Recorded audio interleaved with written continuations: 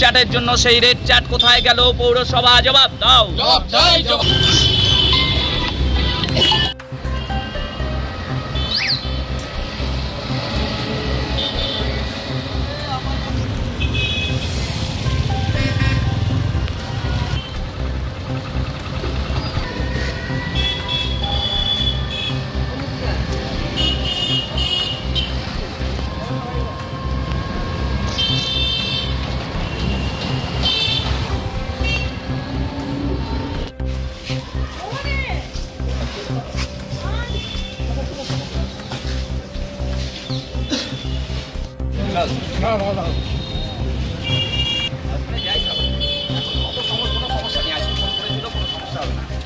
আসেনি বেশি জন, অল্প জন। কেন? পৌরসভা জবাব দাও। জবাব চাই, জবাব। এই জলপাইগুড়ি শহরের যানজট সমস্যা কেন? পৌরসভা জবাব দাও। জবাব চাই, জবাব দাও। ইনকলাব জিন্দাবাদ, জিন্দাবাদ, জিন্দাবাদ। সিআইটিউ জিন্দাবাদ, জিন্দাবাদ, জিন্দাবাদ। ই রিক্সা চালক ইউনিয়ন জিন্দাবাদ, জিন্দাবাদ, জিন্দাবাদ। বিলম্বে টোটো চালকদের একদিনের জিন্দাবাদ, জিন্দাবাদ, জিন্দাবাদ।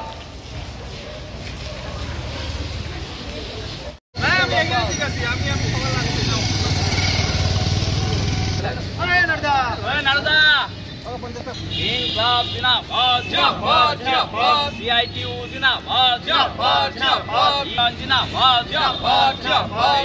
পৌরসভা টোটো রেজিস্ট্রেশন প্রক্রিয়া করতে হবে। 500 টাকা জমা দিয়েও অনেকে জবাব চাই, জবাব দাও। 3 নাম্বার নিয়ে টোটো চালকদের হয়রানি বন্ধ করতে হবে, করতে হবে। অবিলম্বে সমস্ত রেজিস্ট্রেশন এবং 3 নাম্বারের ব্যবস্থা করতে হবে। করতে হবে। শহরের যানজট সমস্যা নিরসনে পৌরসভা নীরব কেন? পৌরসভা করা হচ্ছে না কেন? পৌরসভা জবাব জবাব এই দাও। যানজট সমস্যা সমাধানে পৌরসভাকে অবিলম্বে ব্যবস্থা হবে। করতে হবে, করতে হবে। এই জলপাইগুড়ি শহরে পার্কিং জোন নেই কেন? পৌরসভা জবাব জবাব দাও। পার্কিং জোন তৈরি না করে টোটো চালকদের হয়রানি করা হচ্ছে কেন? পৌরাও জবাব চাই, জবাব দাও। অবিলম্বে কদমতলা থেকে বেগুনটারি হয়ে জিন্দাবাদ। টোটো চালকদের সরকারি উদ্যোগে একদিনের প্রশিক্ষণের ব্যবস্থা করতে হবে। টোটো চালকদের যাদের প্রশিক্ষণ নেই তাদের প্রশিক্ষণের ব্যবস্থা করতে হবে। করতে হবে, করতে হবে। আজকে মূলত আপনারা জানেন যে জলপাইগুড়ি শহরের যানজট সমস্যা যে আকার ধারণ করেছে, এই মুহূর্তে যা দেখছি যে গড়ে মাঝে মাঝে জলপাইগুড়ি শহরের গতি 2 কিলোমিটারে এসে দাঁড়িয়েছে, ফলে একটা গতিহীন শহরে পরিণত হচ্ছে জলপাইগুড়ি শহর। এটার যে নিরসন জলপাইগুড়ি পৌরসভা করবে বা প্রশাসন করবে সেটার কোনো উদ্যোগ জলপাইগুড়ি পৌরসভার পক্ষ থেকে বা প্রশাসনের পক্ষ থেকে আমরা লক্ষ্য করছি না। এর আগে 2024 সালে জলপাইগুড়ি পৌরসভা টোটো চালকদের থেকে 500 টাকা করে নিয়ে রেজিস্ট্রেশন এবং 3 নম্বর দেওয়ার ব্যবস্থা করেছিল, কিন্তু আমাদেরকে সেই সময় বলা হয়েছিল যে এই প্রক্রিয়া সম্পন্ন হওয়ার পরে জানানো হবে টোটো ইউনিয়নগুলোকে, প্রশাসনকে, যে কত টোটো চালক রেজিস্ট্রেশন করলেন। ফলে এখনও অবধি সেটা সম্পন্ন হয়েছে কিনা আমরা জানি না।